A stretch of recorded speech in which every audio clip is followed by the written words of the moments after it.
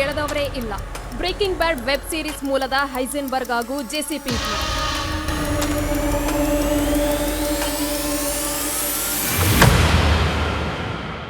ಇದರಲ್ಲೂ ನಿನ್ನೆ ರಾತ್ರಿ ನಡೆದಂತಹ ಕೊಲೆ ಇಡೀ ಬೆಂಗಳೂರೇ ಬೆಚ್ಚಿ ಬಿದ್ದಿದೆ.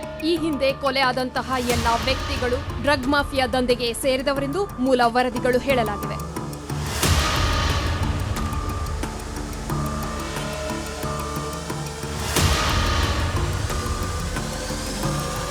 ಮೊದಲಿನಿಂದಲೂ ಜನರಿಗೆ ಕಾಡುತ್ತಿರುವಂತಹ ಪ್ರಶ್ನೆ ಹಾಗೂ ಕುತೂಹಲ, ಯಾರಿದು ಹೈಸೆನ್ಬರ್ಗ್ ಹಾಗೂ ಜೆಸಿ ಪಿಂಕ್ಮನ್?